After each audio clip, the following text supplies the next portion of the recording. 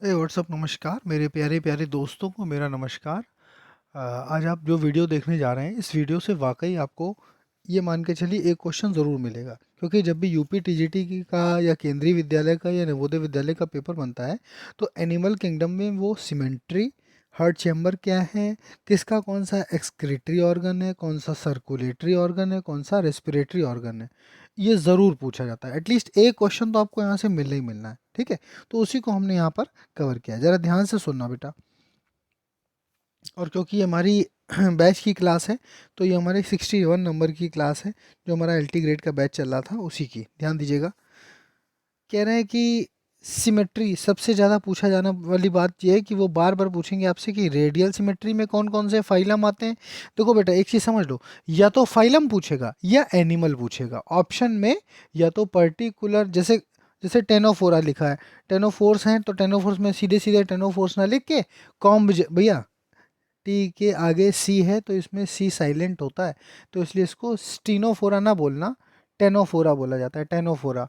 तो टेनोफोर्स में आती है कॉम्ब जेलीज। अगर आपने एनसीईआरटी वगैरह पढ़ी होगी, अपनी रमेश गुप्ता एमपी कौशिक में इसकी बातें नहीं की जाती हैं, तो अगर आपने एनसीईआरटी पढ़ी होगी तो उसमें ये पढ़ाया जाता है।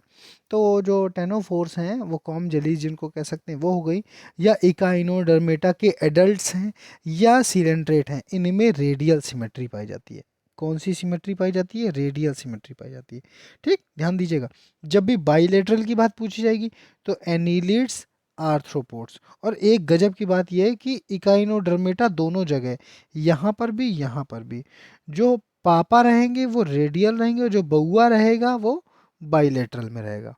मतलब कि जो लार्वा होगा वो बाइलेटरल होगा और जो पिताजी होंगे यानी कि एडल्ट होंगे वो रेडियल सिमेट्री में आएंगे। किसी प्रकार का कोई कंफ्यूजन मत रखना दिमाग में। अब आ जाओ हार्ट चैम्बर, बहुत पूछा जाता है। तो भैया 2 chambered heart, 3 chambered heart, 4 chambered heart. फिर मेरी बात सुनो, इसमें या तो आपसे क्लास पूछेगा सीधे सीधे, ध्यान दीजिएगा, या आपसे एनिमल पूछ लेगा। तो भैया 2 चैम्बर्ड में पिशीज आ गया, 3 चैम्बर्ड में एम्फीबिया आ गया और रेप्टाइलिया आ गया, और 4 चैम्बर्ड में एवीज हो गए, मैमिली आ गया। क्या कोई कन्फ्यूज़न? कोई कन्फ्यूज़न हो ही नहीं सकता किसी भी तरह से। अब आ जाओ भैया, पूछा जाता है एक्सक्रीटरी ऑर्गन, सर्कुलेटरी और रेस्पिरेटरी। अच्छा, इसमें भी बिल्कुल सेम चीज़, या तो आपसे एनिमल का नाम पूछ लेगा या आपसे फाइलम पूछेगा। देखो जब भी फाइलम पूछेगा तो जनरली लिखा जाता है, जैसे लंग भी लिख दिया हमने, गिल्स भी लिख दिया और ट्रैकिया, बोलो भाई, सब लिख दिया ना, तीनों लिख दिया। वैसे क्या था, अगर पर्टिकुलर एनिमल होता तो और स्पेसिफाई करते उसको। बात समझ रहे हो? तो चलो, तो देखो आर्थ्रोपोडा में एक्सक्रीटरी ऑर्गन हो गया मेलपिगियन ट्यूब्यूल, और सर्कुलेटरी सिस्टम हो गया ओपन, और रेस्पिरेशन के लिए या तो लंग्स होंगे या गिल्स होंगे या ट्रैकिया होगा। ट्रैकिया बोला जाता है, ट्रैकियल सिस्टम बोला जाता है। वहीं पर यदि बात करते हैं एनिलिड्स की, तो या तो नेफ्रीडिया, मतलब नेफ्रीडिया होगा, और इसका जो सर्कुलेटरी सिस्टम वो क्लोज्ड होगा। कैसा होगा बेटा? क्लोज्ड होगा। और रेस्पिरेशन या तो स्किन के थ्रू या पैरापोडिया के थ्रू, या तो स्किन के थ्रू या किसके थ्रू? पैरापोडिया के थ्रू। ठीक, अच्छा अब आ जाओ मोलस्का की बात करते हैं। तो मोलस्का में एक्सक्रीटरी ऑर्गन, उत्सर्जी अंग बनता है मेटानेफ्रीडिया, सर्कुलेटरी सिस्टम इसका होता है ओपन।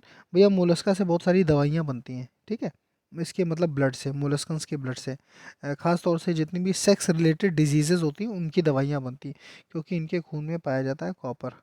ठीक है, अच्छा चलो, एडिशनल बात थी, बोल दी ऐसे ही। Mollusca, metanephridia, open. अच्छा देखो, इनके रेस्पिरेशन की या तो आपको गिल्स मिलेगा, या इनके मेंटल, मेंटल क्या होता है भैया? मेंटल इनका जो होता है आवरण होता है, जो बाहर का आवरण होता है, जो कवरिंग होती है, उसको हम मेंटल कहते हैं। या फिर पल्मोनरी सैक, ये आपने शायद ना पढ़ा हो, बस याद कर लो इसको बहुत अच्छे से। जब भी कहीं लिखा हो पल्मोनरी सैक, तो ये रेस्पिरेटरी ऑर्गन होगा मोलस्कन्स का। किसका होगा भैया? मोलस्कन्स का। और एम्फीबिया क्लास में तो कुछ बताना ही नहीं है आपको, ये तो हमारे ही जैसे हैं लगभग लगभग। ठीक है ना? तो भैया किडनी हो गई, क्लोज्ड हो गया, और लंग्स हो गया। देखो 4 मिनट और 37 सेकंड में कितनी इंपॉर्टेंट बात बता दी कि नहीं? बस यही पढ़ाई का तरीका है। हम यही सबसे बच्चों से बताते हैं कि जितने भी लाइव कोर्स होते हैं उसमें समय की बहुत बर्बादी होती है। पता चला आप पढ़ रहे हो 2 घंटा 1.5 घंटा, hello Chunnu, hello Munnu, hello Pappu, hello Shyamu, hello Ramu, इस हेलो हेलो में ही कम से कम 5 मिनट बर्बाद हो जाते हैं। तो अध्यापक महोदय बच्चे का समय बर्बाद कर रहे हैं, इससे ज़्यादा कुछ नहीं। ठीक है, तो जो आपको पढ़ना पढ़ाना है, अब आप ये समझ लो, अगर आप वाकई पेपर दे चुके होगे तो आपको भी पता होगा कि सिमेट्री पूछी जाती है, हार्ट चैम्बर पूछा जाता है, एक्सक्रीटरी, सर्कुलेटरी या रेस्पिरेटरी ऑर्गन पूछे जा सकते हैं। दो पहलू से, या तो सीधे फाइलम या क्लास में पूछेगा, या उसके एग्जाम्पल यानी किसी एनिमल के नाम से पूछेगा। बोलो भैया, हल्के में मत लेना, बड़े अच्छे अच्छे क्वेश्चन पूछे जाते हैं कॉर्डेटा नॉन कॉर्डेटा से। Direct development, indirect development, notochord, nerve cord, polyp और मेड्यूसा में क्या अंतर है, एसिलोमेट स्यूडोसिलोमेट में क्या अंतर है, ओपन सर्कुलेटरी सिस्टम और क्लोज सर्कुलेटरी सिस्टम में क्या अंतर है। बात समझ रहे हो। विविपैरिटी और ओविपैरिटी क्या है। मतलब हम ये आपको ये बताना चाह रहे हैं कि एनिमल किंगडम से बड़े अच्छे अच्छे प्रश्न बनाए जा सकते हैं जहाँ पर आपको फंसाया जा सकता है। लेकिन हमें ज्ञान नहीं लेना, हमको वो पढ़ना है जो हमारी परीक्षा में आता है। ठीक है, तो बस इसी तरह की छोटी छोटी वीडियो हम आपको प्रोवाइड कराते रहेंगे। और अगर आपको हमारा जो बैच है वो लेना है तो आप हमसे कांटेक्ट कर सकते हैं 7355231399 पे। भैया आपसे आग्रह है, फ़ोन ना किया करिए, बहुत फ़ोन आते हैं डेली, 100 फ़ोन आते हैं, हम परेशान हो जाते हैं। आप मैसेज डाल दीजिए, जब भी मुझे टाइम मिलेगा हम आपसे बात कर लेंगे। ठीक है ना। तो बस कुल मिलाकर ये चीज़ आपने समझ ली होगी। इसकी पीडीएफ हम आपको अभी प्रोवाइड करा दें। Thank you so much. Bye bye, good night.